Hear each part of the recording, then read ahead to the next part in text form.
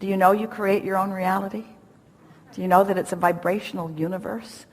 Do you know that things are always working out to you, and the evidence of them working out for you is happening in this moment to the degree that you are soft and compliant and allowing it, and that you are the one that builds the shell around you and makes it a rougher ride than it needs to, but you could soften that shell and it would be a less rough ride. Do you get that?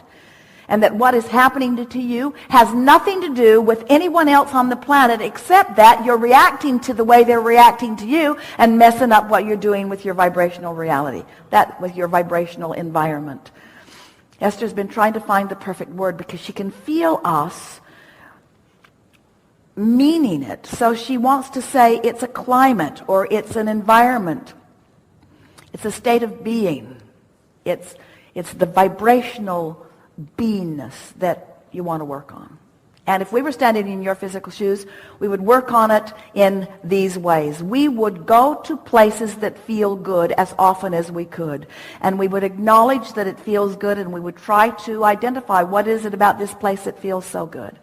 In other words, we would not try to solve issues, and we would not get into debates with people who are trying to solve issues, and we would not talk about problems of others with them, and we would not talk about our own problems with anyone else.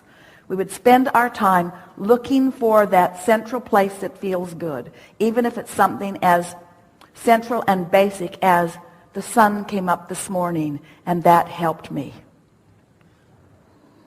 And the food keeps growing, and that helps all of us. And the world keeps turning because it is right that it does. And babies keep being born because this is the leading edge of creation. And source keeps flowing because nothing other than that is natural. And well-being abounds. No matter how hard you try to find dark corners of the world, they are small and puny in comparison with the brilliance and the beauty of the world. The well-being is dominant, no matter what anybody is focused upon in the moment. That's just a fact of the way that it is. The well-being is dominant. And as you start focusing yourself in those ways, then the details, like our friend was saying, those winks from the universe, the details, the specific details, will begin flooding into your experience until you will not be thinking that what Abraham's trying to get you to do is just withdraw from life and find something simple to focus upon and live happily ever after in a sort of confined world. Instead, you will notice that you have a cadre,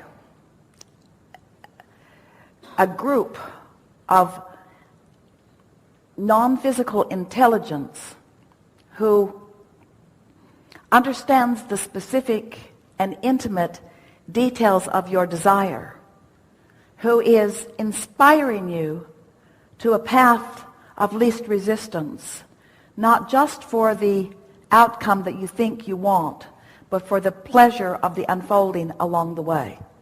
And then you're going to start making these associations. And then something's going to shift for you. It's going to be like a fulcrum shift. It's going to be like a paradigm shift. And if it hasn't already happened for you, which in many cases in this room it has, it's about to. And it will feel like this. The details of your life will cause you to feel worthy. Because suddenly you'll be reacting to the core of what is good rather than to the anomaly that feels bad. Can you feel that shift? We applaud you for your ability to listen with us, because we said a lot of the same things over and over again, and yet we said things to you all day long here today that no one on this planet has ever understood as clearly as you just did. You are out here on the leading edge of thought, and it's not the big deal all of you are making it out to be. When you set aside proving any worthiness, that takes away a lot of responsibility, and you might as well give it up because there's nobody standing in counsel for that. So no matter how hard you try to show your worthiness, you're not getting any brownie points with anybody because there's not that kind of thing going on. when you are trying to explain yourself, when you're trying to explain how you got into this place that you really don't want to be, you're practicing the wrong vibrational dynamic, and you're just going to get more of that till after a while, now that you've heard this conversation, you will grow weary of that repetition. And it is our expectation that you will begin to focus in the moment where all of your power is, more deliberately upon things that you can do something about. We would encourage you, as soon as you can get off to yourself and get a piece of paper and something to write with in your hand, that you would begin identifying for yourself what things you really like to do, what feels good when you do it, and what feels good when you think about it.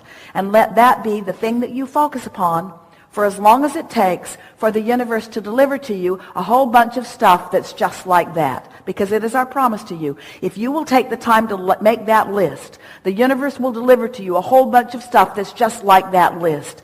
And through that experience, not through the words that we've been offering here today, but through the universal response to your focused understanding, you will prove to yourself that you are the creator of your own reality and that life is supposed to be good for you. Not as supposed to be while it isn't, supposed to be and is.